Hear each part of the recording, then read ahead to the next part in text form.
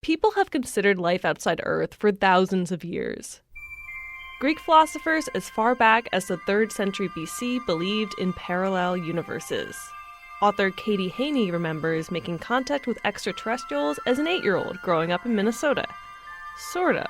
I do have this memory of having seen a UFO that I am not at all sure is a real memory and may very well be a dream. She watched the sky for signs of aliens and yearned for proof they were out there. I would tell my dad, I wanted to see a UFO or wanted, there to be something confirmed so badly. He would, A, make fun of me, and B, say, it's never gone well for the existing civilization someplace when another civilization comes to visit them. Tucker to Captain Archer. Go ahead. We're not alone down here. We're on our way. But even if we're all alone, Haney certainly isn't the only one who believes UFO sightings may be connected to outside galaxies.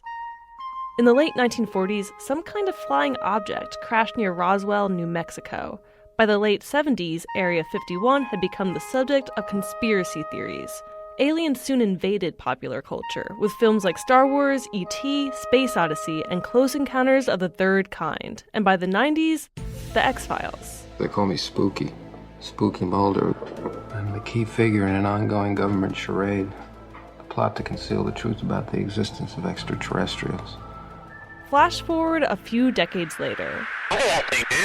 In December 2017, the New York Times published a report detailing how the Defense Department had spent about $22 million over 5 years on a program keeping tabs on unidentified aerial phenomena.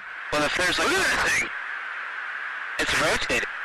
The report also says the Pentagon was storing metal alloys from those UFOs in Las Vegas. I was like, I told you so.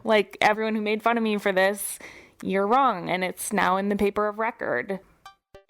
But people didn't freak out as much as Haney expected. The Pentagon's UFO program was swallowed into the breaking news black hole. It just feels low maybe on some people's list of pressing concerns because it's literally about life outside of Earth and maybe people are like, I've got enough to worry about on this planet, let alone other ones.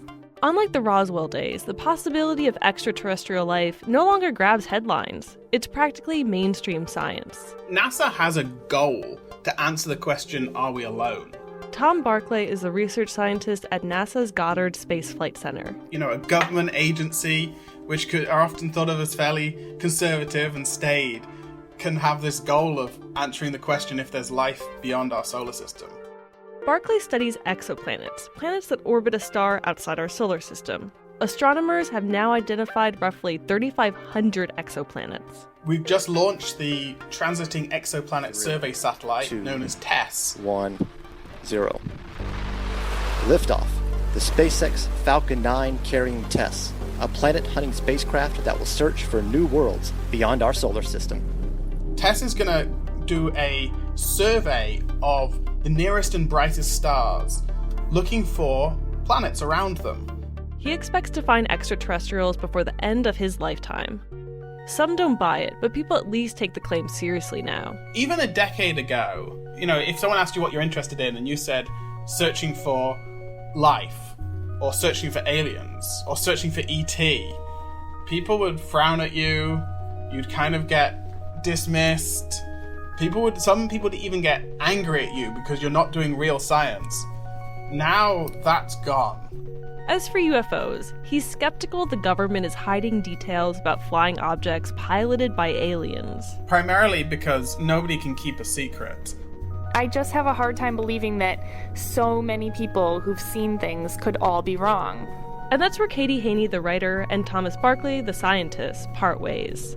America's flying saucer phase may be fizzling out, but Haney is okay with that. I say that I want proof, but I'm not sure that I actually do. I might prefer to have this special thing that only some people believe in and kind of keep it as my fun, personal research hobby than to have it be just common, mainstream, accepted science. So in some ways, feeling somewhat alone among Earthlings isn't all that bad when it seems like aliens are closer to home. E.T. Home phone. For Philosophy Talk, I'm Holly J. McDede.